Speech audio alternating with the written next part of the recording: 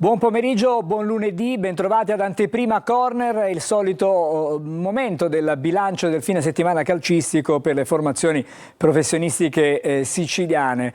Parliamo intanto in apertura di Lega Pro, vediamo il programma con i risultati chiaramente della giornata in attesa di quella che sarà l'ultima gara che si giocherà poi questa sera. Vedremo anche la classifica che si è determinata dopo questo turno. Con il supporto grafico stiamo vedendo per l'appunto i risultati della 20ª, la prima del girone di ritorno a Cava dei Tirreni. Il Benevento ha vinto 2-1, il Monopoli si è imposto sulla Tursi per 3-0, mentre il Crotone è passato sul campo dell'Altamura per 3-1, 2-0 del Latina alla Casertana in trasferta, mentre il Cerignola ha pareggiato in casa con la Juventus Next Gen. Il Potenza ha battuto il Messina 2-1, Avellino Picerno è finita 1-0, Catania 4, Sorrento 0, Taranto 0, Giuliano 2, poi stasera si gioca il match del provinciale tra il Trapani ed il Foggia. Questa è la classifica che si determina alla luce di questi risultati.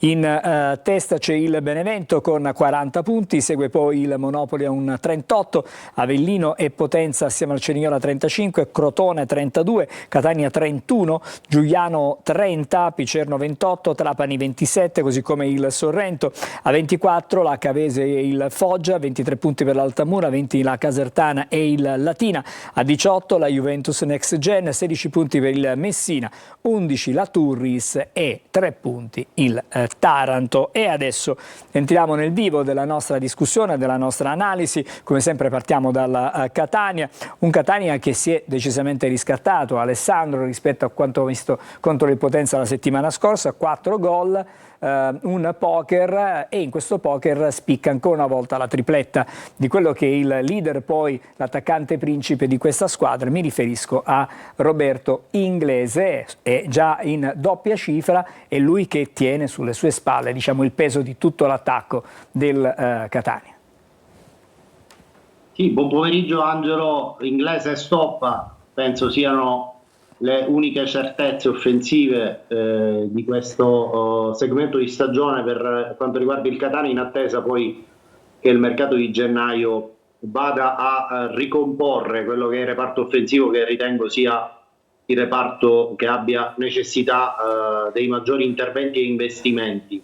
Possiamo dire che da una contingenza sfavorevole, l'infortunio di Sturaro, il Catania ha poi ricavato le armi per battere il Sorrento. Perché al posto di Sturaro è entrato D'Andrea con Jimenez, che è andato a fare il playmaker in posizione del campo in cui, a mio avviso, Jimenez rende molto di più rispetto alla posizione di trequartista, per qualità ma anche per fluidità nel palleggio, in quanto tutto il meglio delle azioni d'attacco, abbiamo visto nel secondo tempo di marca rosso-azzurra, sono partite dai piedi ispiratissimi di Caleb Jimenez. E qui c'è da porre, secondo me, un interrogativo, cioè se questa squadra ha necessità di giocare con due mediani di sostanza e può prescindere da un vero playmaker, un giocatore dei piedi buoni, oppure se è necessario avere appunto un costruttore di gioco tecnicamente ispirato in attesa magari a un mediano muscolare. Questo interrogativo ce lo poniamo perché in un periodo di questa stagione, soprattutto nella seconda metà del girone d'andata, la posizione di Jimenez da playmaker aveva, a mio avviso, espresso frutti consistenti appunto in questa chiave tattica, cioè avere un costruttore di gioco dai piedi ispirati. Poi a un certo punto, col recupero di De Rossi e Sturaro, Jimenez si è spostato 30 metri più avanti, però ecco, rimane aperto questo interrogativo. Jimenez non è stata l'unica chiave tattica per avere ragione del Sorrento, perché Toscano, con le correzioni in corsa, secondo me ha dato delle soluzioni migliori nel corso dello sviluppo della partita, perché Lunetta ha dato molto di più di Anastasio sulla corsia mancina, e Raimo ha interpretato la partita bene nelle due fasi ed è stato più continuo di Carpani, che poi è uscito anche lui per un problema in uno scontro aereo, ha riportato una ferita alla testa. però l'ingresso prima di D'Andrea e lo spostamento indietro di Menez, di Lunetta e di Raimo hanno dato queste soluzioni sicuramente maggiore profondità allo sviluppo della manovra del Catania e migliori soluzioni negli ultimi 16 metri, perché poi il Catania, dopo aver sbloccato il risultato con il colpo di testa di Inglese, ha veramente affondato come una lama nel burro, non dando scampo al Sorrento. Direi che ci sono, a parte insomma, le analisi di carattere tattico, possiamo dire che ci sono due vincitori speciali di questa partita. Uno si chiama Damiano Butano, che era l'uomo più atteso per quanto riguarda la gara di ieri, un debuttante in prima squadra al Massimino Allora, a 16 anni e un mese, ha Alessandro, chiuso la partita. Alessandro, non so se mi senti, visto che stiamo parlando di Butano, è stato insomma, da te comunque insignito della qualifica, diciamo così, di top del match. Vediamo intanto la sua intervista e poi sentiamo anche, vediamo anche la grafica che tu hai preparato proprio su Butano. Poi diremo chi è il secondo vincitore e poi lo vediamo dopo. Vediamo intanto Butano. È stato bellissimo difendere i pali della mia città, per lo più siamo un gruppo veramente unito, i compagni mi sono stati a fianco dal primo all'ultimo, è stata un'emozione bellissima, una grande gioia. Ripeto, grazie ai compagni che mi sono stati a fianco, grazie al mister, tutti mi sono stati a fianco e quindi sono state parte del mio esordio, della mia gara, i miei. Quando poi venerdì stesso mi hanno detto scendi tu in campo, la prima cosa è entra duro, entra forte, gioca a calcio e il resto viene da sé. Quindi bene, c'è un sacco di lavoro, costanza, impegno, un po' di follia, voglia di fare, voglia di crescere e io credo che ognuno potrà avere una sua occasione, è così, il calcio è così, secondo me. C'è un po' di follia anche nel calcio, soprattutto i portieri, no? I portieri hanno peculiarità. Infatti. I portieri ce l'hanno nel DNA. Ci ricordiamo un Buffon lanciato in prima squadra nel Parma contro il Milan quando aveva praticamente l'età di Damiano Butano e lo ha fatto con la stessa sfrontatezza, se ci passate ovviamente questo paragone impegnativo, con cui ieri Damiano Butano ha difeso la porta del Catania, perché lo abbiamo visto proprio presente, con personalità, ha subito conquistato la fiducia di tutta la squadra, ma soprattutto dei difensori che lo hanno ben protetto nell'arco dei 90 minuti. Possiamo vedere la scheda appunto di Damiano Butano, grazie al contributo grafico, eccolo qui. Vedete, è un catanese verace, è nato il 2 novembre del 2008, viene dal quartiere San Giorgio, 1,83 m d'altezza, calcia di destro, il 12 come numero di maglia, una presenza e un clean sheet a destra. Potete comunque vedere che non è il più giovane esordiente tra i professionisti della storia del Catania, perché meglio di lui, diciamo, in questa particolare statistica ha fatto l'altro portiere Francesco Borriello, che nel 2021 in Coppa Italia difese la porta del Catania a Vibo Valencia all'età di 16 anni e 27 giorni. 16 anni e 50 giorni. Questo è il dato statistico che ci dà appunto la storia rosso-azzurra. E quindi comunque Butano ha sicuramente destato un'ottima impressione e chissà che magari non venga addirittura riproposto a Benevento alla ripresa del campionato, anche in considerazione dell'indisponibilità di Betters, di Adamonis, che ha di fatto chiuso la sua avventura con il Catania. Bisognerà vedere appunto le condizioni di forma di Farroni, che sarà disponibile dal 2 gennaio, quindi a Benevento giocherà o Butano o Farroni. Per quanto riguarda l'altro vincitore di giornata, Angelo, non era fisicamente al Massimino, stiamo parlando di Daniele Faggiano, che ha vinto i suoi problemi di salute negli ultimissimi giorni quindi questa è una notizia veramente importante. Lo ha ricordato e gli ha dedicato la vittoria mister Toscano ieri nel post partita. È chiaro che è una figura importantissima di cui il Catania ha bisogno, Daniele Faggiano, a cui va il nostro grande in bocca al lupo per una definitiva ripresa e una presenza assidua al fianco dei suoi ragazzi, la squadra che ha costruito lui insieme a Vincenzo Grella. Allora aspettiamo Faggiano qui in studio a Corner, magari in una delle prossime trasmissioni. Intanto diciamo che stasera saremo insieme ancora con Corner, la versione estesa, e questa sera avremo la possibilità, e chiaramente faremo gli auguri a lui e la faremo poi a tutta la squadra, la dirigenza del Catania, a Matteo Stoppa, che sarà nostro ospite. Lo sentiremo, ci farà compagnia, sarà una finestra la sua, però è importante considerato che si chiude un 2024 non semplice comunque per il Catania, perché ci sono state diverse difficoltà da superare. Alessandro, l'appuntamento con te ovviamente, come dicevo, per stasera parleremo anche di così un focus sulla rosa del Catania in chiave calciomercato, e affronteremo anche i temi legati alle dichiarazioni che in esclusiva ieri Ross Pellegrini ha rilasciato ai nostri microfoni alla fine della partita, per capire appunto quali possono essere i programmi del Catania nella finestra del mercato di gennaio e più in generale. Ci vediamo stasera. Grazie Alessandro, l'appuntamento con te a stasera per Corner 20:45, una brevissima sosta per noi e dopo andremo a Palermo, campionato di Serie B, le difficoltà del Palermo, appena 21 punti in 18 giornate. Ne parleremo con Marco Gullà.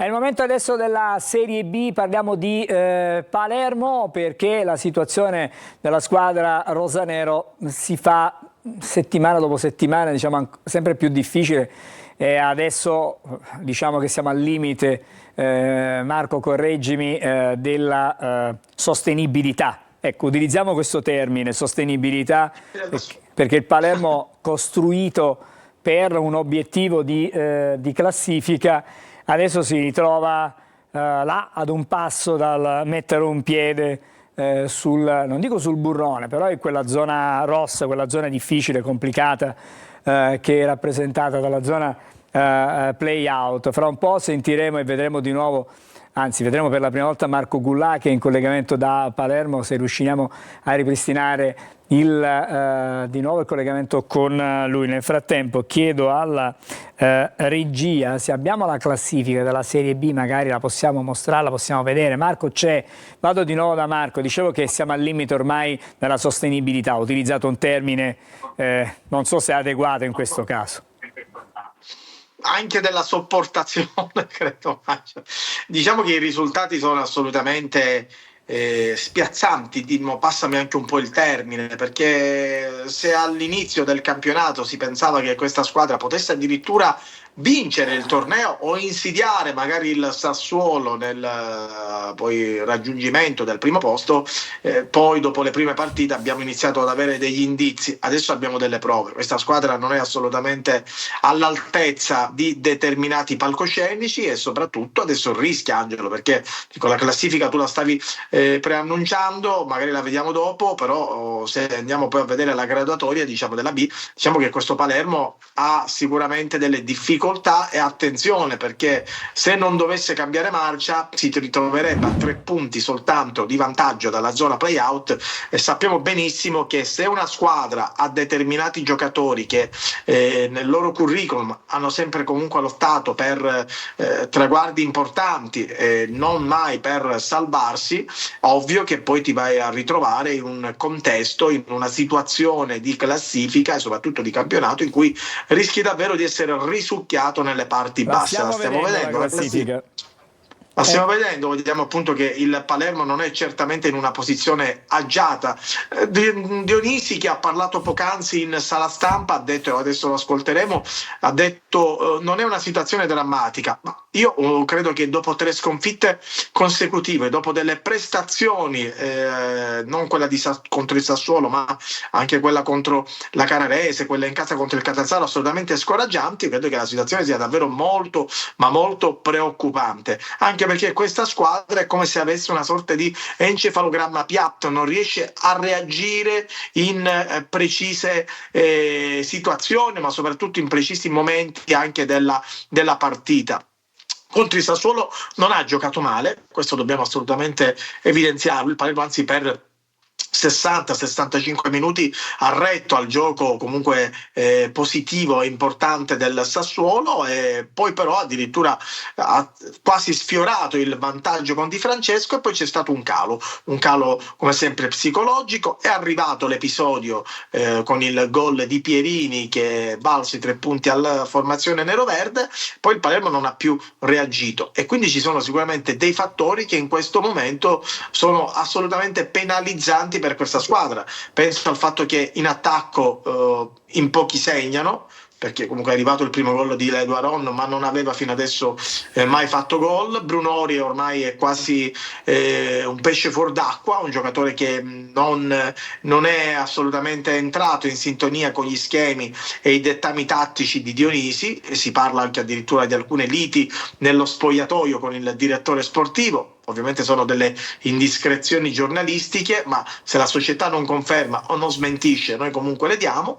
E poi c'è una difesa che ogni volta si fa male, quasi autolesionista. Il primo gol che il Sassuolo ha fatto è assolutamente una fotocopia di tanti anche in questa stagione, e soprattutto ha dimostrato che questa squadra ha quasi un difetto di fabbrica nel avere una difesa molto molto allegra. Allora, sentiamo le parole di Dionisi rilasciate in conferenza stampa appena insomma, un paio d'ore fa, diciamo così, è della mattinata la conferenza stampa. Sentiamo Sì. Dionisi. 3 sconfitte è pesante, la classifica non è bella, perché 21 punti dopo 18 partite sono pochi, sono veramente pochi, però c'è un'altra partita, questa è la fortuna, che possiamo giocare e possiamo smentire magari quello che abbiamo fatto nelle partite precedenti, o non dico dimenticare, ma far mettere dietro. Quindi sicuramente questi giorni serviranno per capire chi recupera dalla fatica e chi recupera soprattutto mentalmente, perché dobbiamo avere lucidità mentale, e sicuramente qualche cambiamento potrebbe esserci in campo. Per me il futuro è oggi, è domani e dopodomani, cioè non mi piace ora pensare e non è giusto neanche, perché l'allenatore ora deve pensare in 6 giorni giochiamo 2 partite, facciamo 4 allenamenti, cioè 5 allenamenti, quindi è troppo importante quello che facciamo ora. Allora, Dionisi mi sembra un po' in difficoltà in questo momento, i risultati certo non l'aiutano, potrebbe essere la prossima la partita che in qualche modo possa rimettere in movimento, non dico riaccendere il campionato del Palermo, ma rimettere in movimento la squadra di Dionisi. Abbiamo 1 minuto e mezzo, Marco. Angelo, c'è la partita contro il Bari il 26 al Barbera nel giorno di Santo Stefano. Il Bari è una squadra un po' divaga, così altalenante, una squadra che alterna ottime performance da altre un po' meno, come la sconfitta che ha rimediato in casa con il Sud-Tirol. È una squadra un po' insomma pazzerella, insomma, una squadra che può quindi mettere in difficoltà il Palermo. Dionisi ha diciamo i minuti contati, così, perché se non dovesse fare il risultato contro il Bari potrebbe davvero per lui scattare questo esonero che per i risultati che sono maturati potrebbe essere forse l'unica formula, l'unica strategia per risollevare il Palermo. Ma attenzione, perché poi dopo la gara contro il Bari il Palermo ha un'altra sfida prima delle ferie natalizie, diciamo così, della sosta, e giocherà fuori casa contro il Cittadella. Quindi questo impegno ravvicinato a distanza di 3 giorni potrebbe magari condizionare anche i pensieri, potrebbe condizionare anche le riflessioni, in questo caso del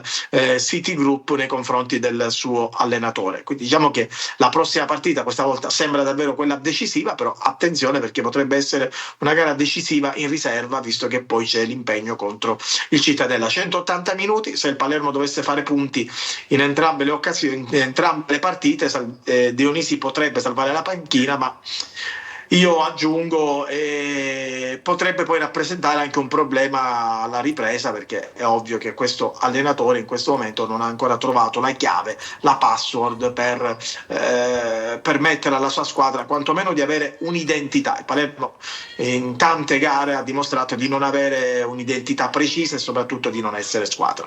Grazie Marco Gullà, auguri anche a te per un sereno Natale. Auguri. Continuerai a lavorare chiaramente per il telegiornale, lo farai il giorno di Natale, il giorno di Santo Stefano, si gioca la partita fra le altre cose. Ci ritroviamo con Anteprima Corner però dopo le feste, anzi il giorno dell'Epifania, chiuderemo le feste con Anteprima Corner. Grazie ancora a Marco Gullà, ci fermiamo ancora, c'è una breve sosta e poi il nuovo campionato di Lega Pro con Messina e Trapani.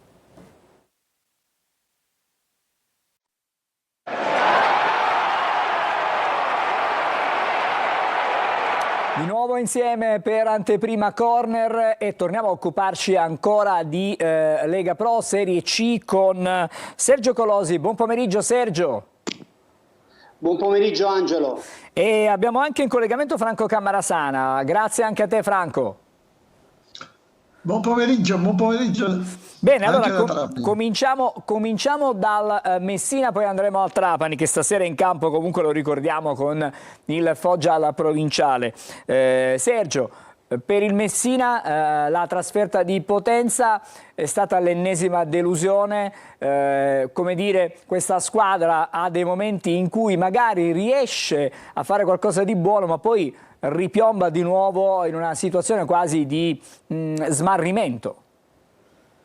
Sì, perché una squadra che è mediocre si esprime in questi termini, riesce per mezz'ora, 40 minuti, un tempo a giocare un discreto calcio, era anche passata in vantaggio, aveva sfiorato già il primo gol in altre occasioni con Luca Petrungaro, poi inizio ripresa addirittura lo stesso Petrungaro ha sfiorato il 2-0, Lastra ha fatto una grande parata e da quel momento, dal 20° minuto della ripresa, con il Potenza che aveva sprecato nel primo tempo ma nel secondo, nei primi 20 minuti non era stato mai pericoloso, ma nella parte finale di gara, nella seconda metà del secondo tempo, ha realizzato 2 gol e altrettanti ne poteva segnare, perché è un Messina che non ha continuità, è un Messina che non ha calciatori di spessore. Se a tutto questo poi aggiungiamo anche il tecnico Modica che continua a commettere dei gravi errori, delle grosse valutazioni come quelle di sostituire Petrungaro, aveva segnato un gol, aveva sfiorato il raddoppio, lo ha sostituito al minuto della ripresa. Non capisco anche queste decisioni, ma ripeto, non è solo questa di Potenza, è l'ennesimo sotto un profilo tecnico, che vanno a rafforzare sempre quelle che poi sono le possibilità, le potenzialità degli avversari. Un avversario che sembrava in preda al panico in quella fase, ma tu sostituisci quello che al momento è il migliore in campo e poi conseguenzialmente è arrivata la rimonta del Potenza. Ma soprattutto è futuro, Angelo, perché bisogna parlare di quello che ne sarà del Messina a livello societario, del mercato, il direttore sportivo che non c'è e che potrebbe farlo Costa, che però forse venerdì scorso ha preso il patentino, per cui è un neofita sotto questo profilo, per cui non crediamo che abbia le qualità e lo spessore per poter ricoprire questo ruolo, ammesso che il Messina voglia fare un mercato serio, e ne ho seri dubbi, perché con questo percorso che si sta facendo, Modica allenatore, Sciotto presidente e Costa massimo dirigente, vedremo poi il ruolo, credo che la Serie D, le porte della Serie D siano spianate. Sergio, volevo con te, prima di chiudere diciamo questo segmento dedicato proprio al Messina, la considerazione che si può fare, diciamo che è il momento, forse uno dei momenti più complicati della storia recente del Messina.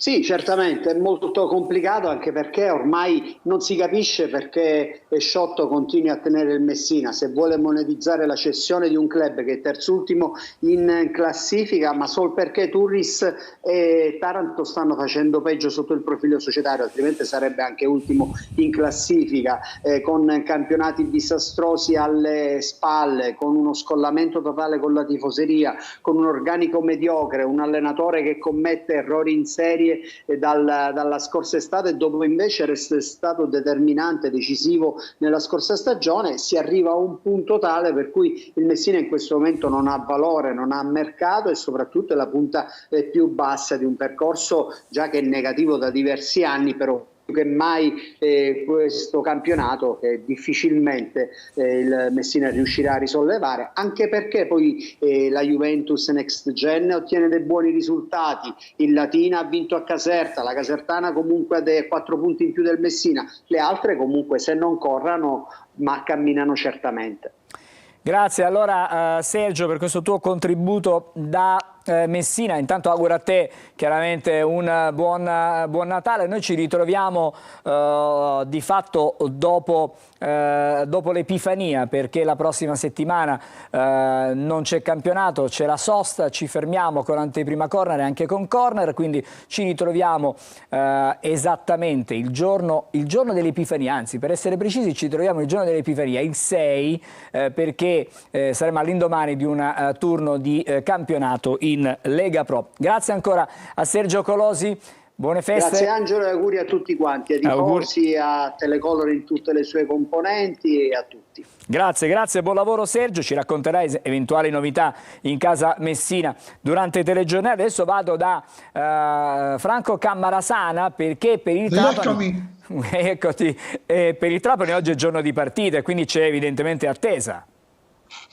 Ed è una partita particolare perché è una partita con aspetti di contorno non da poco. Intanto Trapani Foggia si rigioca dopo 24 anni al provinciale, l'ultima fu in C2 nel 2000 e guarda caso in panchina c'era Eziolino Capuano, come lo è adesso. Quindi anche per il tecnico Campano una partita oserei dire particolare sotto l'aspetto emotivo. Fra l'altro ritrova il Foggia che lui allenava fino a un mese fa, Foggia che ha lasciato all'improvviso per divergenze con la proprietà della società pugliese. Un Foggia diverso comunque da quello che ha lasciato Capuano. Lui fece 5 partite ma a fasi alterne come risultati, mentre sotto la guida di Zauri il Foggia ha totalizzato finora 4 vittorie e 2 pareggi, tra l'altro subendo appena 2 reti. Quindi un confronto molto difficile anche fra due squadre che hanno sistemi di gioco completamente diversi.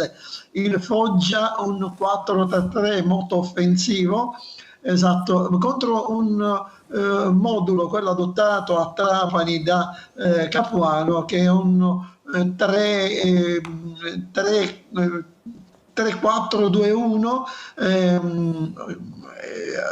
che spesso si tramuta in 3-5-2 con Canoté e Bifulco fanno da contorno in avanti all'Escano. Non sarà una partita facile. Il Trapani viene da 2 vittorie sotto la guida di Capuano, la prima in trasferta con la Casertana in campionato, la seconda l'altra sera ad Arezzo in Coppa Italia. Ritemprato nel morale, però ha davanti a sé un Foggia davvero determinato, forse una delle squadre in questo momento più in forma del girone meridionale della Serie C. Franco, allora se sei d'accordo sentiamo Capuano che ha parlato alla vigilia del match, sentiamo le sue parole.